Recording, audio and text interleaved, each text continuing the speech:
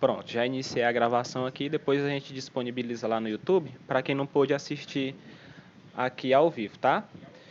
Pessoal, primeiramente, boa tarde, né? Sejam muito bem-vindos. Aí para quem não me conhece, não sei se tem alguém de fora, eu me chamo Leonardo, tá? Eu sou professor de história, trabalho mais no ensino médio com arte e no ensino fundamental com história, mas recebi o convite de vocês, né, de estar trabalhando na disciplina de história e acatei de bom grado porque eu adoro essa disciplina.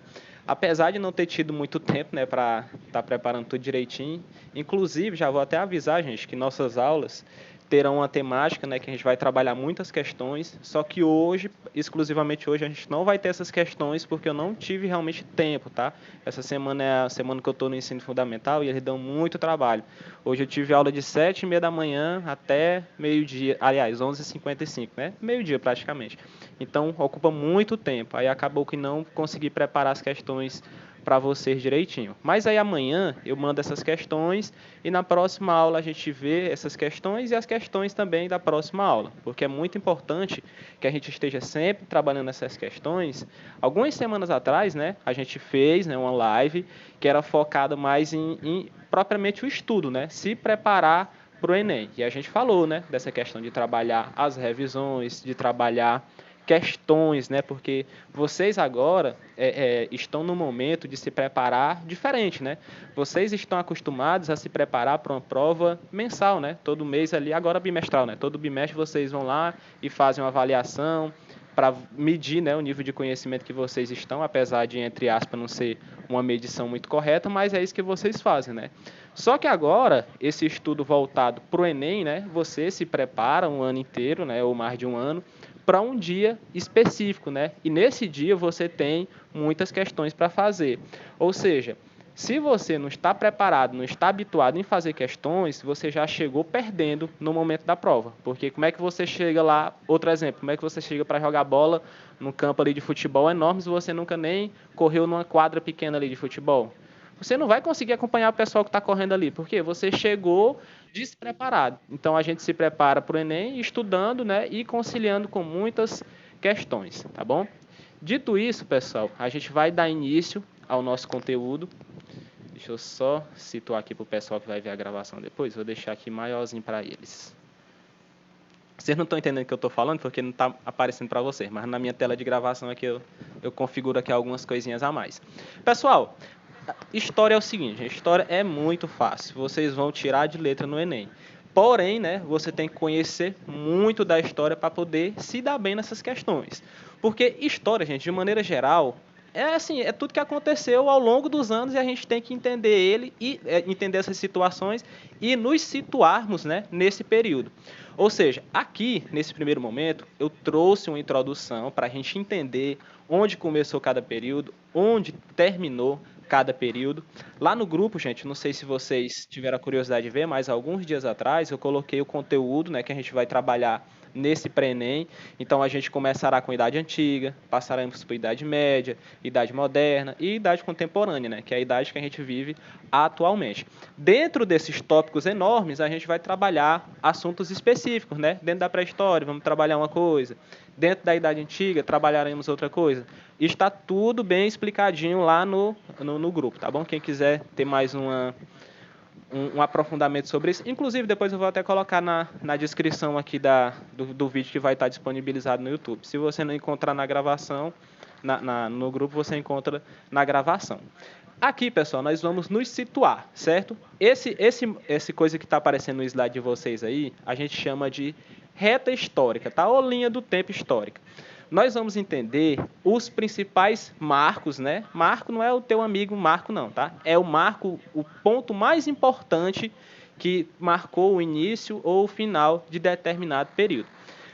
A gente começa falando sobre pré-história, né? A pré-história, gente, depois a gente vai falar dela mais aprofundadamente, mas, em resumo, é todo o período que antecede a escrita.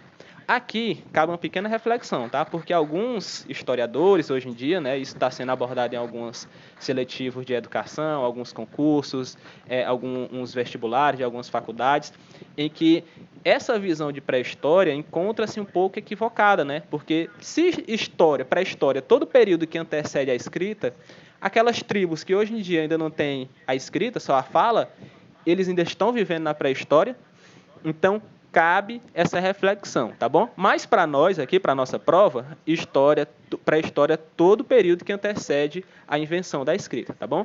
Então, até 4000 antes de Cristo, que é esse período datado como pré-história, o marco que finalizou esse tempo foi a invenção da escrita, certo? Então a pré-história acaba quando a escrita começa.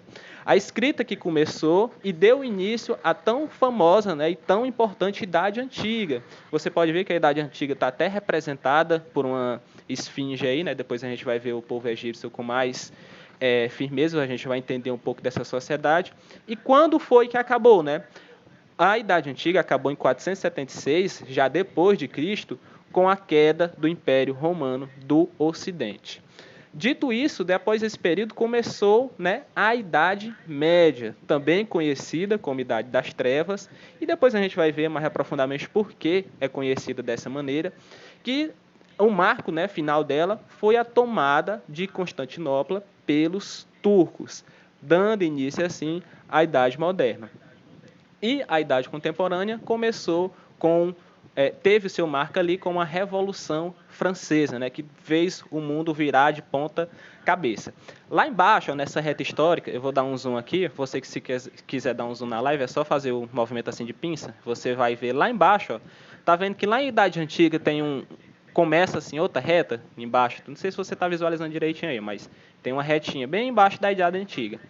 Esse marco é onde começa a era cristã, tá? Por que é tão importante isso? Porque o cristianismo, gente, dominou, né, por muito tempo a cabeça, né, da população e fez com que a sociedade fosse se moldando, né, moldando muitos costumes que continuam até hoje. Então começou lá na Idade Antiga, no período do Antigo Egito e continua até hoje. Eu coloquei aqui só de maneira para a gente dar uma olhadinha. Depois a gente vai ver isso aqui mais a fundo, principalmente quando a gente for falar de Revolução Francesa, também tem essa questão bem religiosa, bem aflorada, esse marco, né, do iluminismo que está ali traçado na Idade Média, na Idade Moderna, perdão, que é o fim, né, da Idade Média. Depois a gente vai ver isso com mais calma. Nesse momento é só para a gente realmente se situar por onde é que a gente vai começar e onde a gente vai concluir esse assunto, tá bom? Pessoal, estou indo muito rápido, tá dando para entender? Coloquem no chat aí. Conto muito com a participação de vocês aí para eu saber como é que vocês estão entendendo até agora. Tudo tranquilo? Posso seguir? Mais devagar, mais rápido?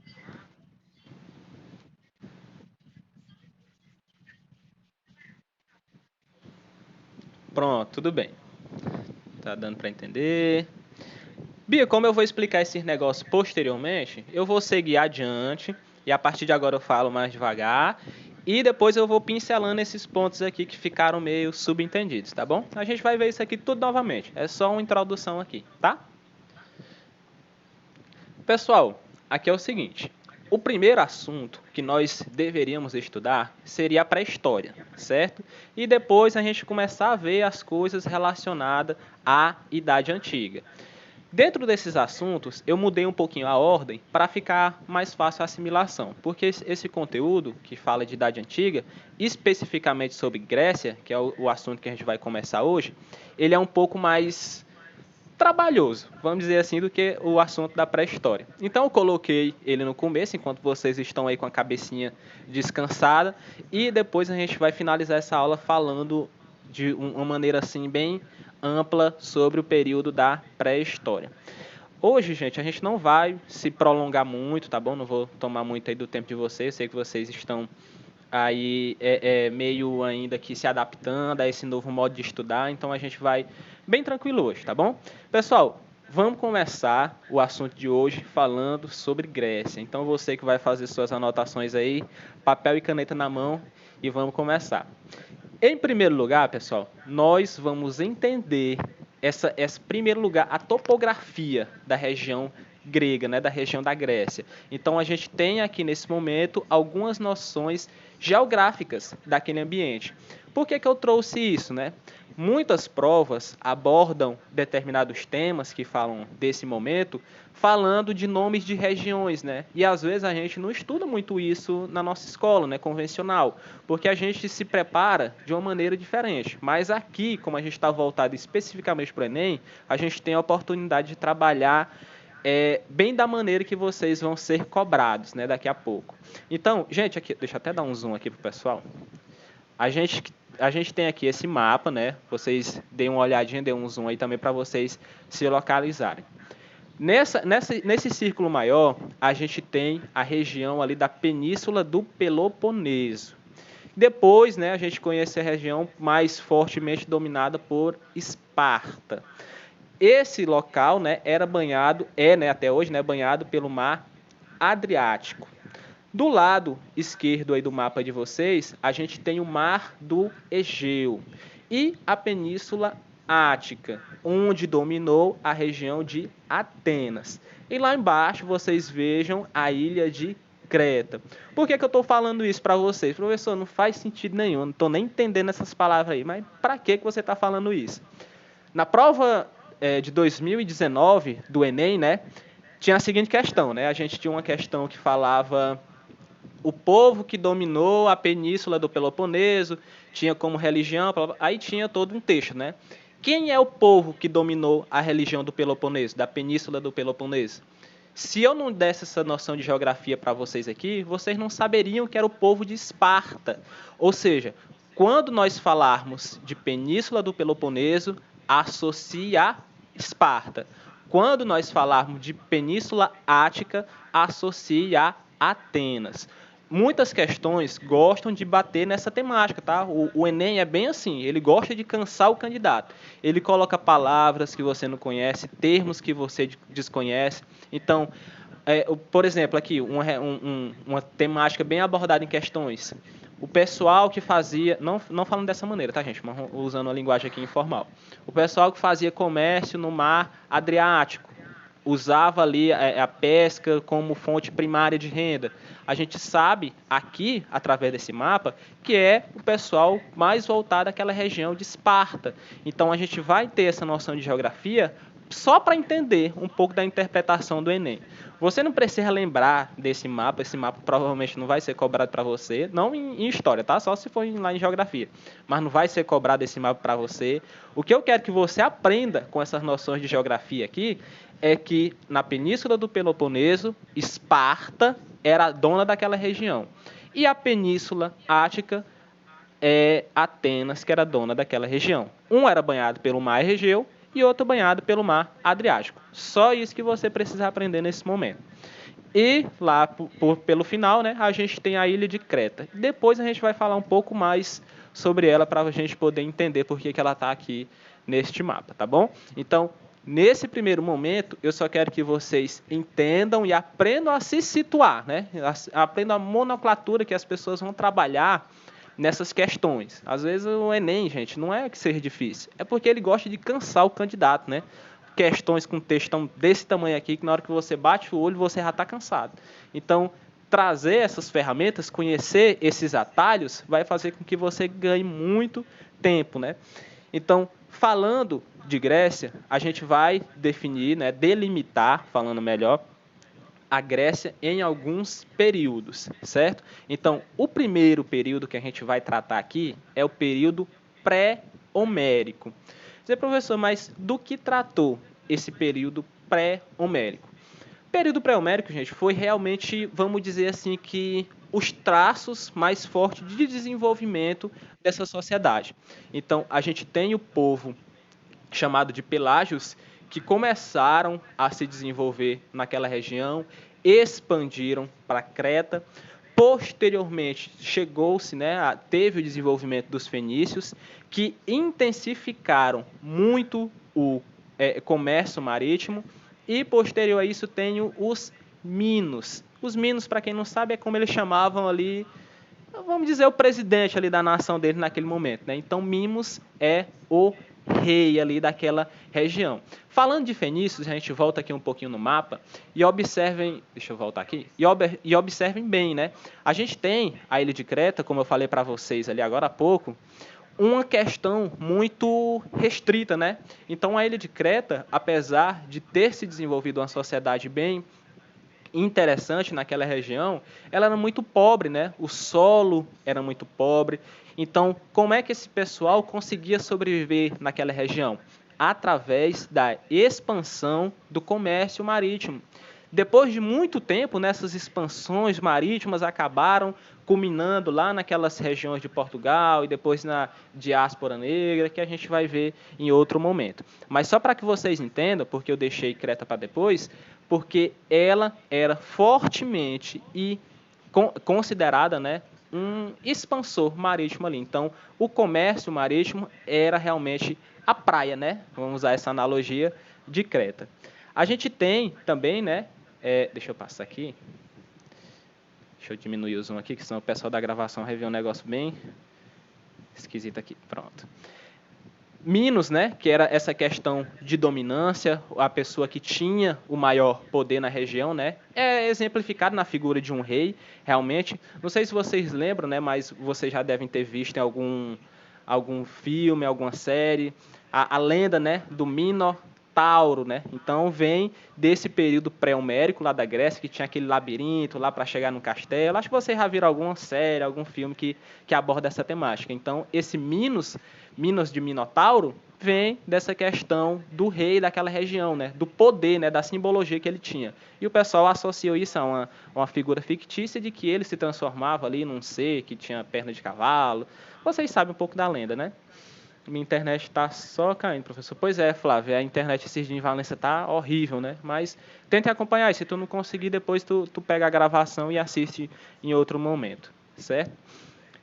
Posterior ao período pré-homérico, a gente tem o período homérico em si, né? Aqui, gente, a gente tem uma, vamos dizer assim, com evolução, né? Como sociedade do povo grego.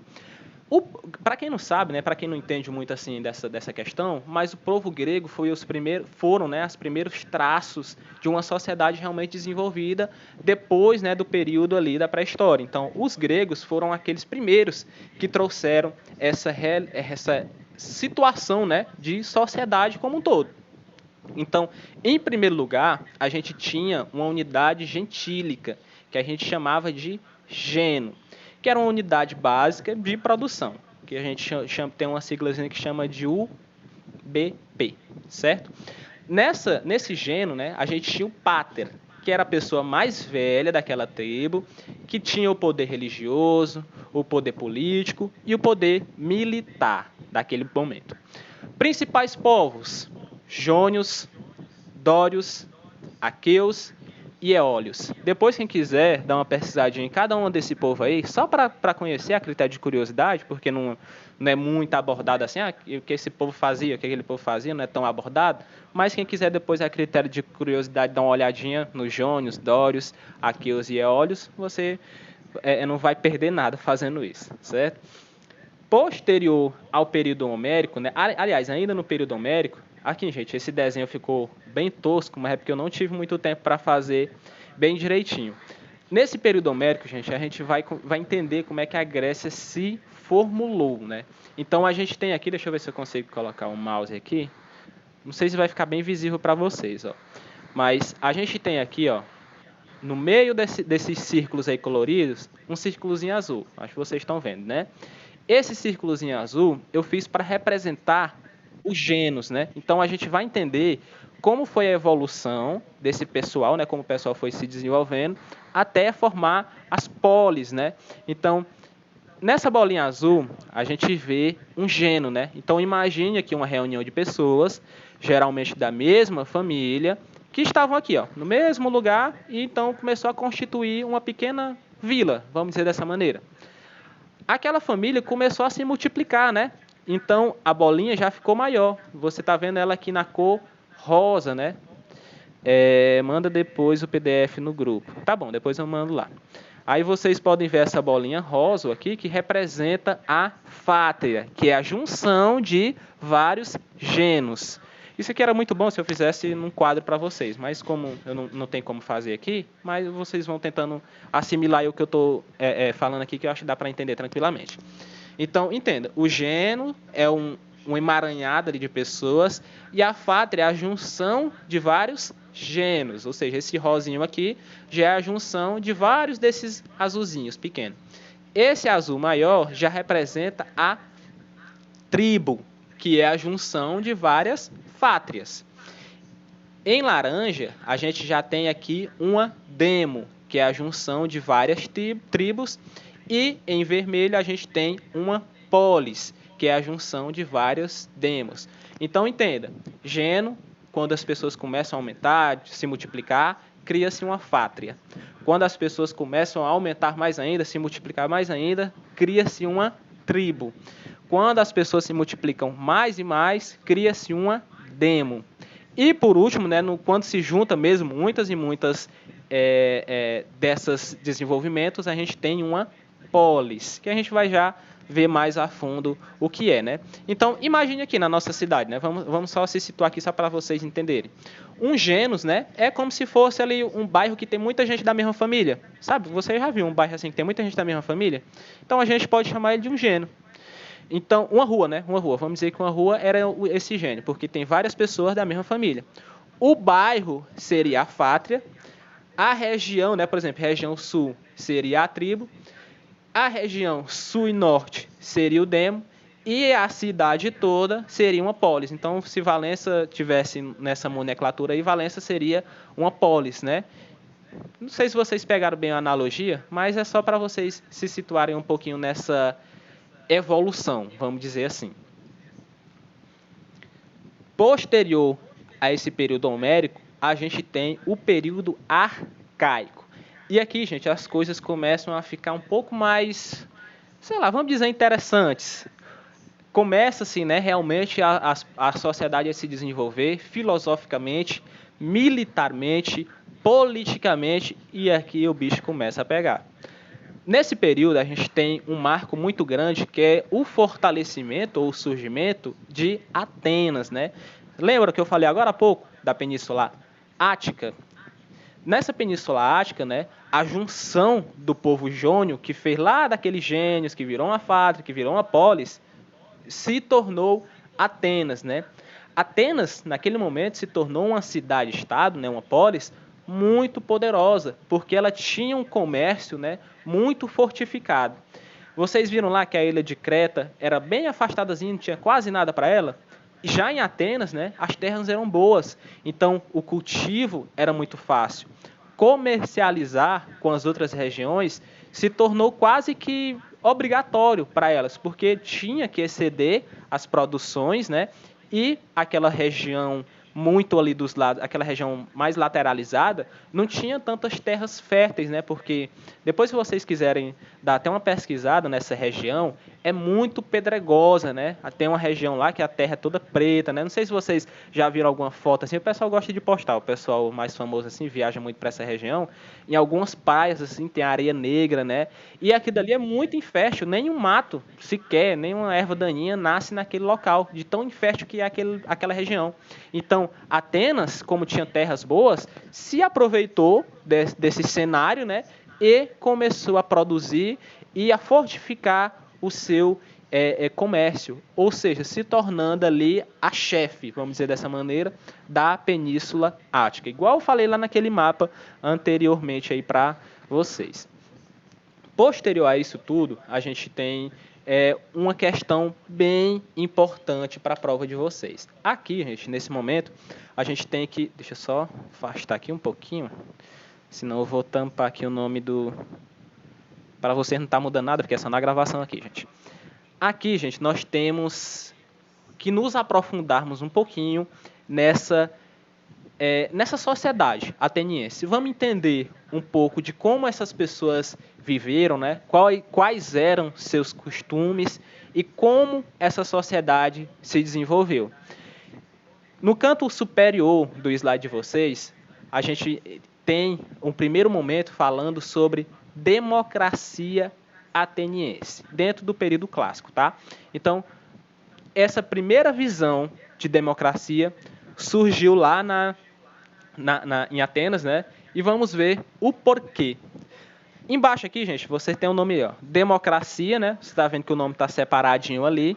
Demo, significando poder, e cracia, significando governo.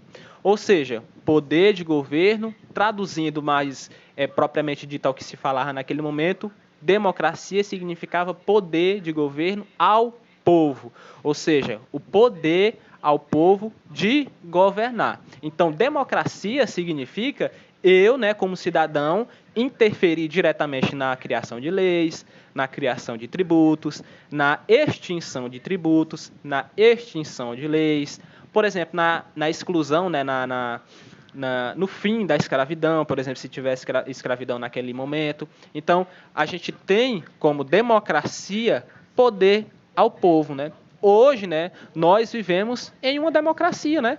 Mas um pouco diferente da vivida nesse momento.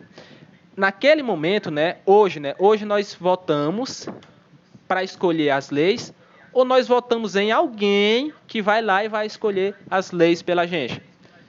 Nós votamos, né, em alguém que vai lá e escolhe as leis pela gente, ou seja, nós votamos de maneira indireta.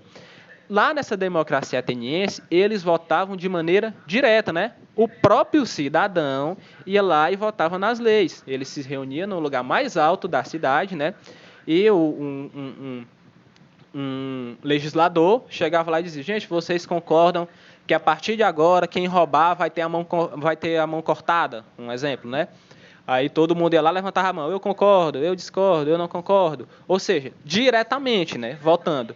E hoje, né, nós somos representados por quem?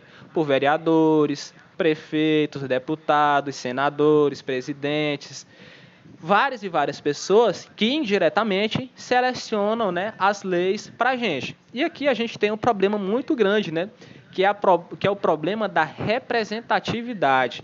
Muitas vezes eu ou você não nos sentimos representados por quem está lá no poder, né? Apesar daquela pessoa ter sido escolhida democraticamente, né? Colocando aspas aqui, porque a gente não pode entrar no campo de comprar voto e dizer que isso foi democrático, né? Mas a gente tem essa irrepresentatividade. Estou vendo até nos comentários aqui surgindo alguns nomes aqui que as pessoas não se sentem representadas, né? Não levantando nenhuma bandeira, mas isso acontece muito no Brasil. Então, imagine naquele momento, né? Todo cidadão tinha o direito de ir lá e escolher o que queria para si, o que queria para a sua sociedade. Todo cidadão. Será que isso era bom, gente? Ou ruim? Coloque no chat aí, bom ou ruim? Coloque aí no chat. Enquanto eu tomo água, vocês colocam aí. A Ravena colocou que era bom.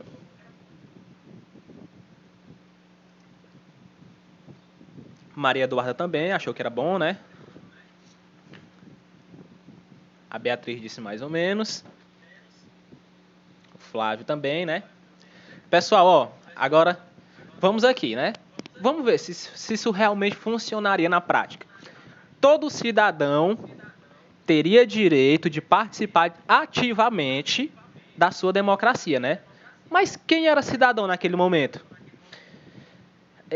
E exatamente, Alice, vamos chegar nesse ponto. A Alice comentou aqui uma coisa bem interessante. Quem era cidadão naquele momento? Agora vai escrever o número 1 no chat. Quem era cidadão, tá? Só na hora que eu falar aqui, você diz se era realmente cidadão. Coloque 1 no chat aí se você é cidadão. Coloque o número 1. Eu estou colocando aqui na minha mão, tá? Coloquei o número 1 aqui na minha mão. Só coloque se você era cidadão, né, gente? Se você é cidadão, você coloca. Independente do que você acha. É cidadão ou não. Coloque 1 aí se você acha que é. Vamos ver o que é que vocês estão comentando aí. A Camille botou que não era. Vamos ver mais aqui se alguém vai comentar. Então vocês estão na dúvida aí, né? Seria como uma ágora. Eu não sei o que é ágora. Pronto, já que vocês estão demorando aí, ó. Vamos aqui, ó. Cidadão. Para ser cidadão, tinha que ser homem. Ter mais de 21 anos. Até então, acho que agora só eu que estaria aqui sendo cidadão, né? Porque vocês têm menos de 21 anos, né?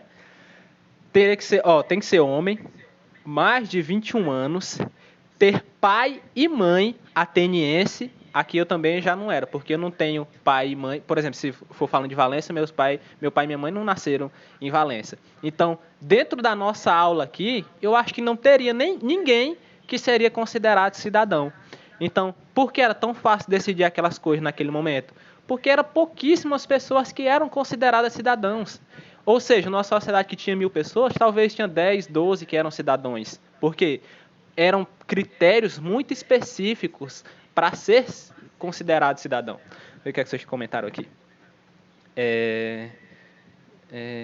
Cringe? Ravena. Traduz aí, Ravena, para mim, o que é esse cringe aí que eu não sei o que é. Então, para ser alguma coisa indecente, não é que o Ítalo tá sorrindo aqui? Vergonhoso. Traduzam aí, gente, que eu não entendo essas coisas de vocês aí, não.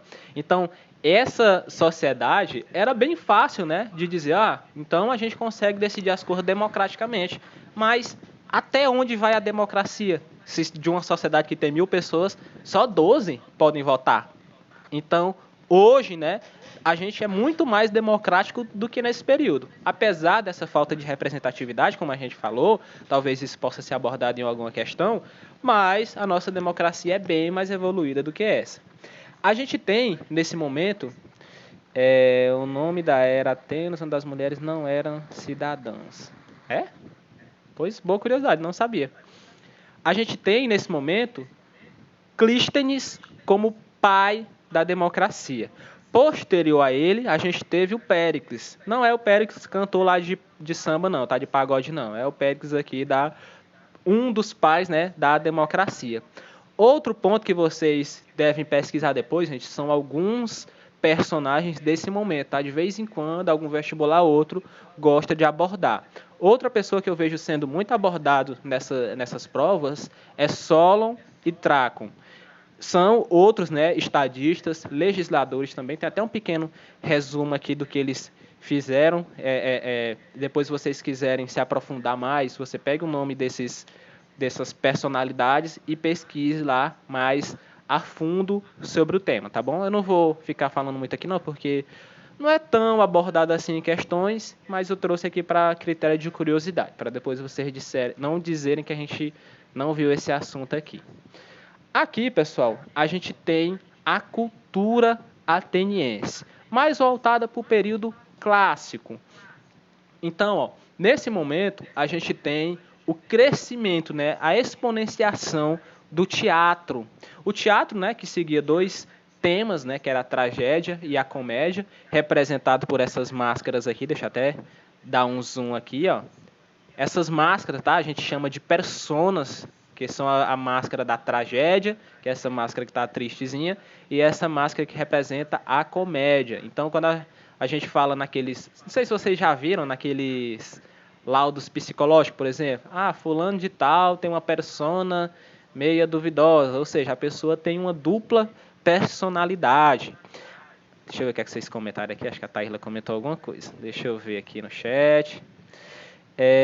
Ágora é uma praça onde as pessoas se reuniram para falar. Reuniões dos cidadãos. Que interessante, tá? Não sabia. Por isso que eu acho que tem até uma coisa religiosa, né? Que o pessoal utiliza bastante esse nome, né? Mas na região... Deixa eu ver o que eu estava vendo aqui e acabei me perdendo. Pronto, voltando aqui. Depois a gente dá mais uma conversadinha sobre os comentários de vocês aí. Estou gostando da participação de vocês, tá? A gente me ajuda muito quando vocês interagem, quando vocês comentam, porque aí fica mais divertido até para vocês mesmos. Aqui, gente, nós temos uma imagem, né, do teatro grego, onde você pode estar visualizando aqui, é sempre bastante abordado em algumas questões. E cabe ressaltar, gente, que eles eram grandes engenheiros, né, grandes arquitetos, apesar de não existir tanta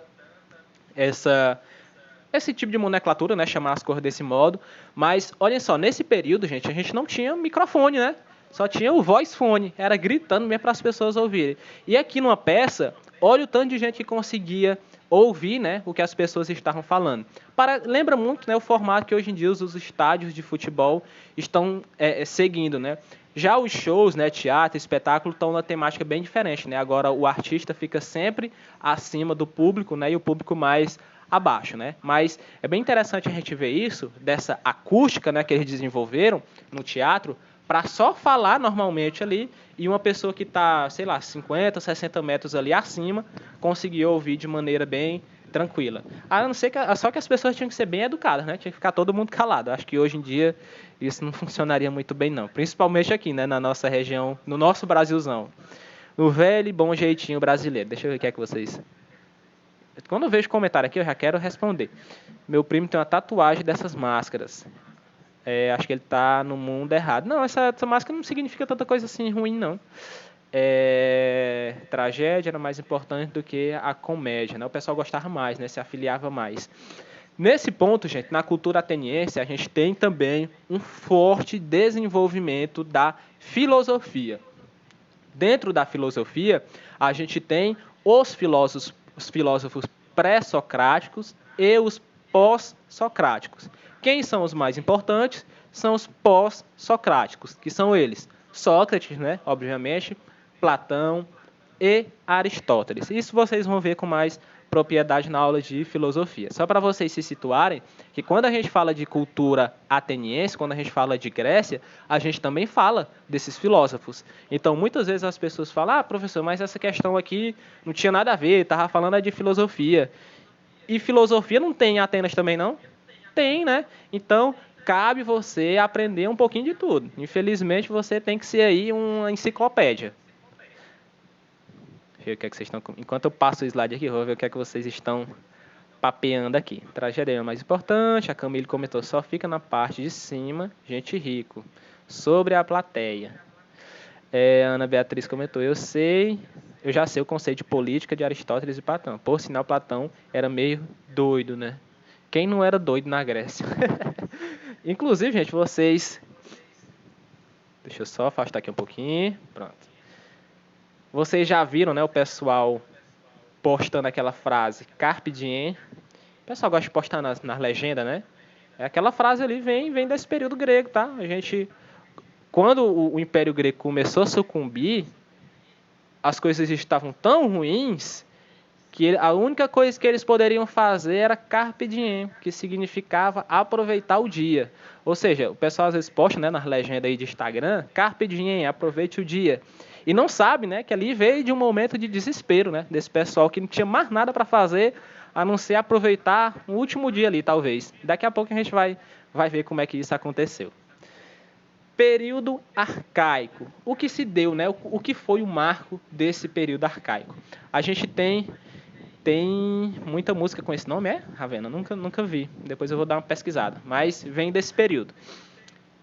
A gente tem, nesse período arcaico, né? Só pela imagem aqui, deixa eu dar até um zoom, você já vai perceber de que período nós estamos falando, né?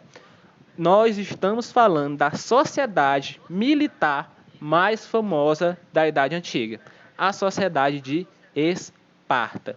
Sociedade de Esparta que se desenvolveu lá na península do Peloponeso, que eu falei lá no comecinho da aula, desenvolvida de maneira mais forte, né, pelo povo dório, que era um povo totalmente militarista. Naquele momento, né, quando nascia-se ali um bebezinho, o chefe ali, né, um dos comandantes ali ia lá na casa da pessoa, olhava o bebê, via se ele estava perfeitinho, se não tinha nada esquisito nele, e se tivesse qualquer tipo de deficiência, ele seria jogado da montanha, né? Porque naquele momento, eles acreditavam que esses bebês, né, com má formação, eram como se fosse uma praga dos deuses, né? E se eles mantivessem, né, aquele bebê ao lado deles, eles teriam também uma má sorte, né? Entre aspas. Quem já assistiu, por exemplo, a série Vikings, tem um momento lá, né, que nasce um bebê lá que tem problema nas pernas, né? E o pai dele vai lá e deixa ele no mato lá, com um machado do lado, para ele tentar sobreviver, né? Um bebê recém-nascido. Então, essa cultura viking, né, tem uma certa reflexão nessa cultura espartana, né? Ou seja, um perfeccionismo muito acentuado na sociedade. Seres humanos fracos ali não deveriam sobreviver. Então, a partir do momento que o bebê nasce, que ele nasce perfeitinho, bonitinho, ele passa um tempinho ali com a mãe dele, e depois o exército vem, o Estado, né, na figura do Estado vem, e diz, olha, agora traga esse bebê que ele vai ficar com a gente. E a partir daquele momento, ele iria para a escola, né, de maneira bem militarizada, estudaria ciência, matemática, filosofia e artes da guerra. E cabe aqui ressaltar que a arte da guerra era o que tinha mais naquela escola ali. Então, Ana Beatriz, eles chamavam de bárbaros... Perdi o comentário, deixa eu abrir aqui. A Bia comentou que eles eram chamados de bárbaros, até colocaram eles como influenciadores da arte gótica, né? A gente tem Esparta, Bia, não muito nessa tendência de chamados de bárbaro, tá? A gente tem uma sociedade bem militarizada, mas que não saía de regiões em regiões ali guerreando para conquistar, sendo bárbaros, tá? A gente tem, sim, essa pequena tendência, mas os povos, né, que foram conceituados como bárbaros já foram os remanescentes, tá? Dessas regiões que saíram exilados e começaram a formar grupos. Depois a gente vê isso com mais tranquilidade, mas não deixa de estar inserido aqui nessa sociedade espartana, tá? A gente tinha também, né, nesse momento, uma diarquia, que para quem não sabe, né, é a divisão de poder entre dois reis, né? Antes disso, em outros locais, né, a gente tinha a monarquia, que era a todas as funções, né, designadas do Estado, únicas na mão de uma pessoa. E, para isso, ela tomava todas as decisões, né? Decisões políticas, decisões militares, decisões religiosas. E já na diarquia, não, né? Tinha duas pessoas. Um que era chefe do poder político e outro que era chefe do exército, né? Que a gente conhece hoje como um comandante do exército. Nesse ponto, eles viveram a chamada aristocracia, né? A gente falou agorinha, né? Uma tal famosa democracia, que é poder, né, para as pessoas. Democracia, traduzindo, né, é poder para as pessoas. E aristocracia é governo de poucos. Ou seja, quem está abaixo dos governantes não tem voz. Não tem negócio de, vou escolher aqui uma lei, democracia, sou cidadão, tenho mais de 21 anos. Nada, cale sua boca. Você entra no exército bebê e só sai de lá com 60 anos de idade. Você se aposenta, né, se não morrer. Porém, né, a maior honra de um espartano era morrer em batalha, né, ir para o reino ali deles que eles acreditavam naquele momento.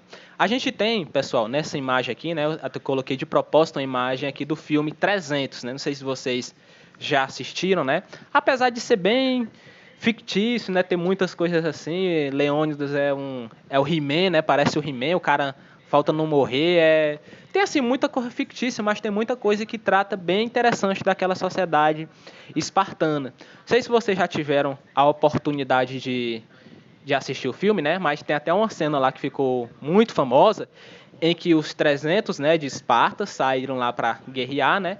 E junto deles, né, vinham algumas pessoas de um exército de Atenas, né, que se uniriam, né, para guerrear. Nas guerras médicas. Então a gente tem, nesse momento, a união do exército de Atenas com Esparta. E Esparta só tinha 300 pessoas. E Atenas, sei lá, trouxe 2.000, 3.000 pessoas.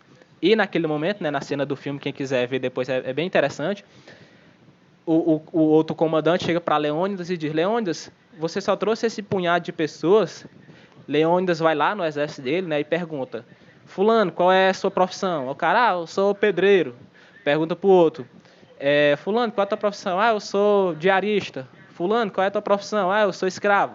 Aí ele pergunta para os soldados dele, né? Fulano, qual é a tua profissão? Aí eles ficam lá, igual uns retardados gritando para dizer que a profissão deles é matar gente.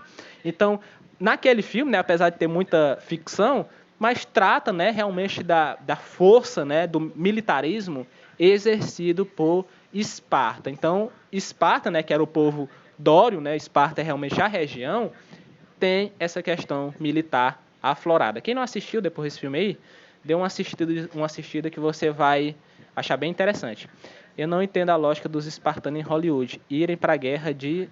Peraí, deixa eu ver aqui. irem para a guerra de cueca.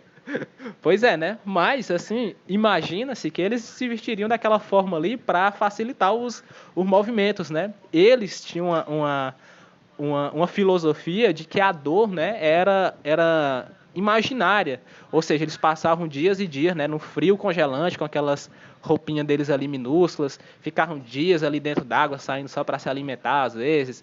Eles tinham umas pira bem loucas assim. Depois, quem quiser assistir um filme, esse pode ser até esse filme de 300, apesar de ter muita ficção, é bem interessante para a gente entender esse contexto histórico aí dessa região espartana bem maluca. No período clássico, gente, os gregos começaram começou a dar treta. Em primeiro lugar, a gente tem as guerras médicas, que foram entre gregos e persas. As guerras médicas, gente, mais conhecido como guerra grego-persas, foram guerras, né, que são designadas como aos conflitos bélicos que aconteceram nesse período, né, do Império dos antigos gregos, também contra o Império de Arquimênida. Nós temos, deixa eu até dar um zoom aqui para o pessoal ver melhor.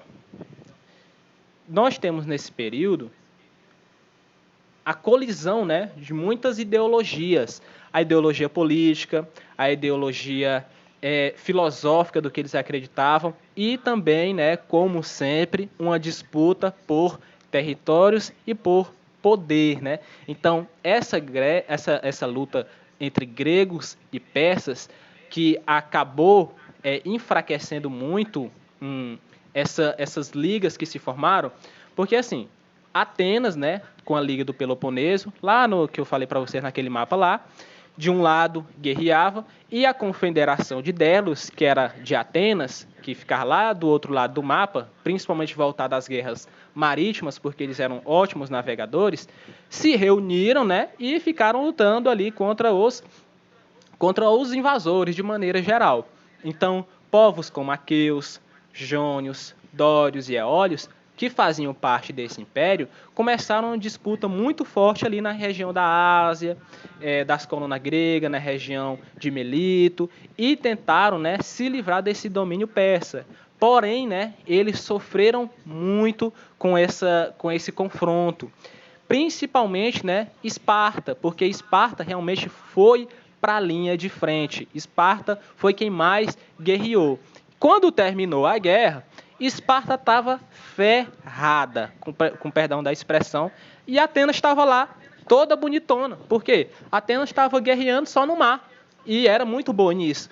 Ou seja, a guerra não chegou na terra mesmo, nas cidades atenienses.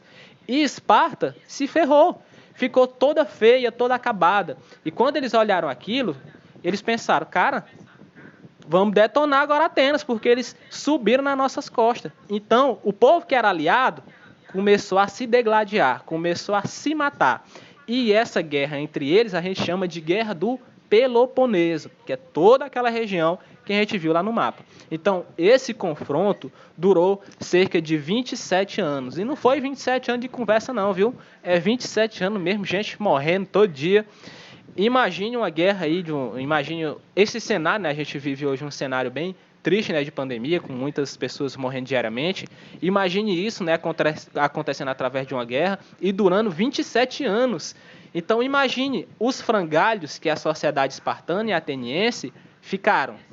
Então, do lado deles, né, tinha uma região chamada Macedônia, com algumas pessoas ali que faziam comércio, né, com a Grécia, e pensaram, caramba, eles estão se matando faz 27 anos, eu acho que se eu tentar invadir agora, Esparta não vai ter mais aquele poder que tinha, Atenas não vai ter mais aquele poder que tinha, então os macedônicos foram lá e venha cá, acabaram invadindo, né, a Grécia, toda a região já estava enfraquecida mesmo, e os macedônicos dominaram essa região.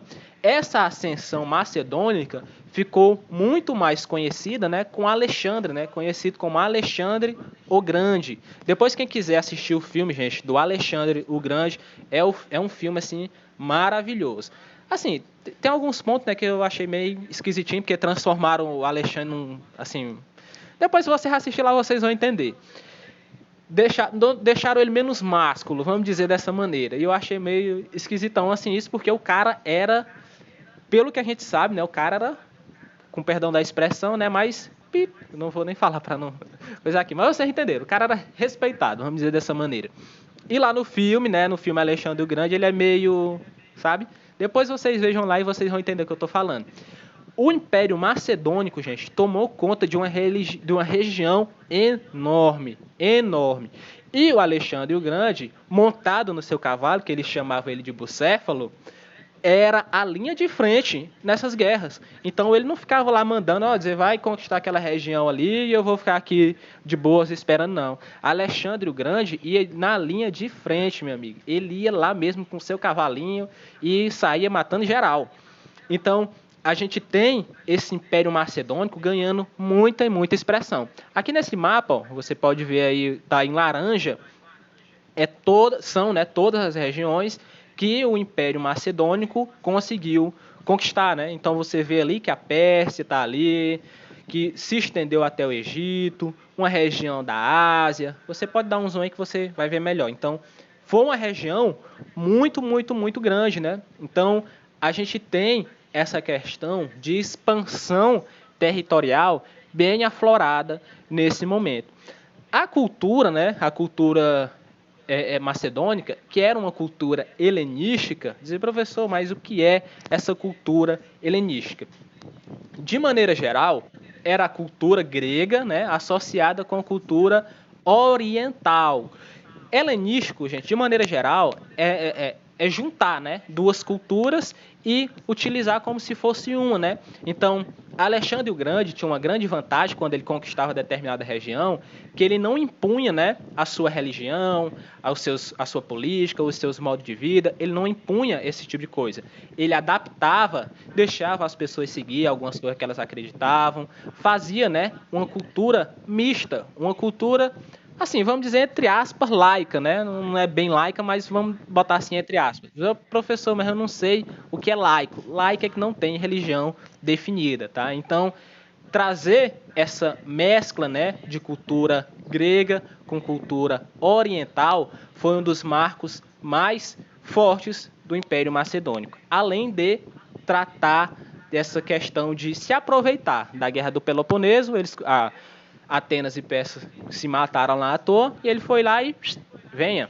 Então, no período helenístico, a gente tem uma ascensão do Império Macedônico e de Alexandre o Grande. Depois, quem quiser assistir o filme de Alexandre o Grande, é um ótimo filme. Não concordei muito com tudo, né, que passa lá, mas não é um filme ruim, não. Pessoal, nesse ponto, a gente... Deixa eu só afastar aqui um pouquinho. Pronto. Eu vou só mais alguns minutinhos aqui, tá, gente? Estamos aqui com 52 minutos de aula.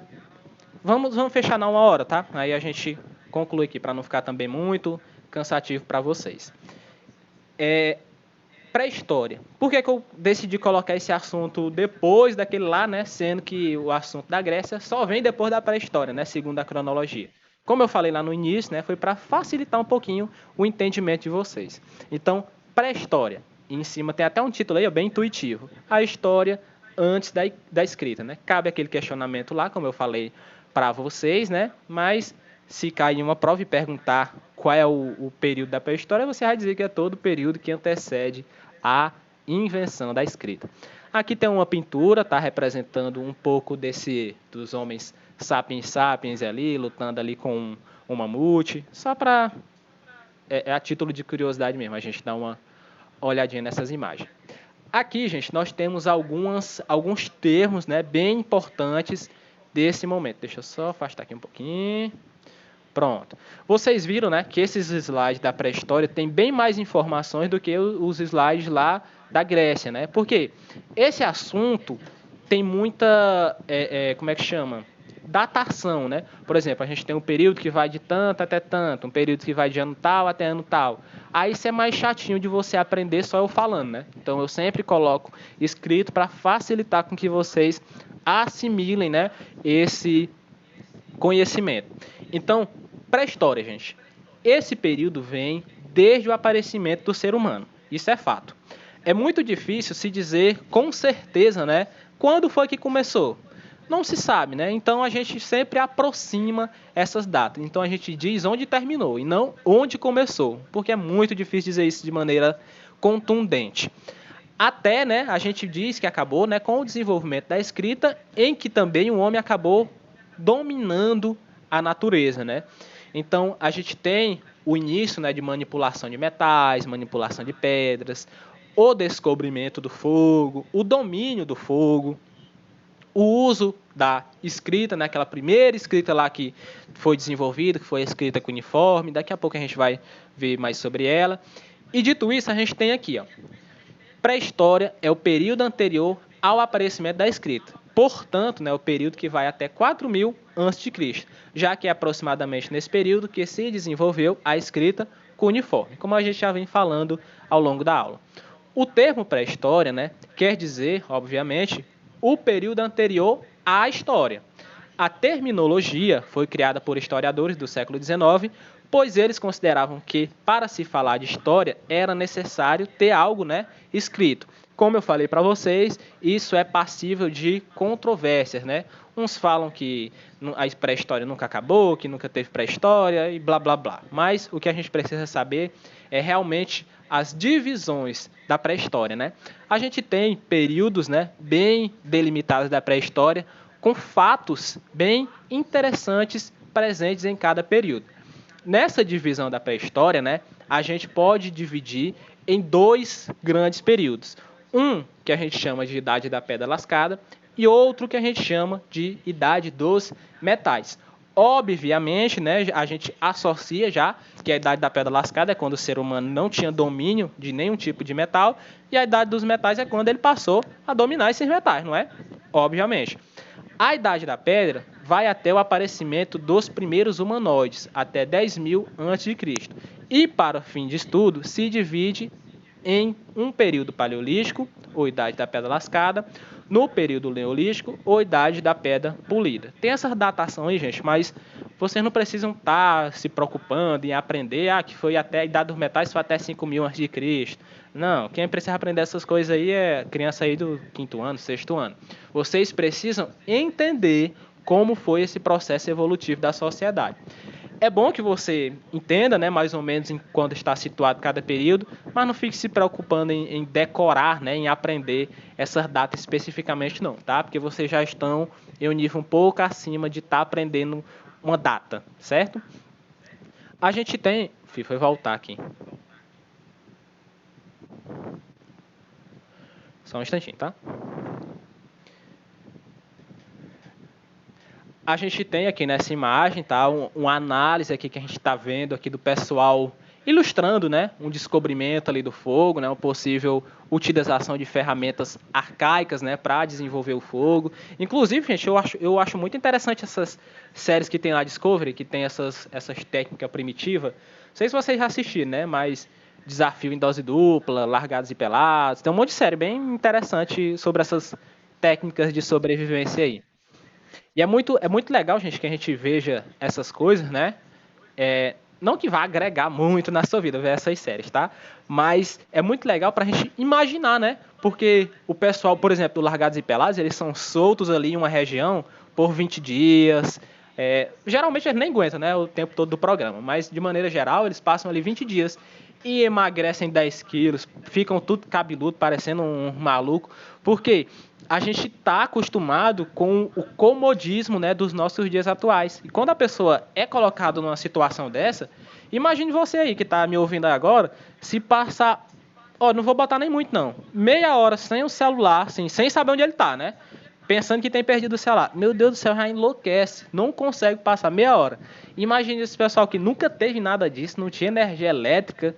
Por isso que a sociedade se desenvolveu desse tanto, né? Não tinha outra coisa para fazer. O período paleolítico, posterior àquele que a gente vem falando, né, ou Idade da Pedra Lascada, tem algumas particularidades, né?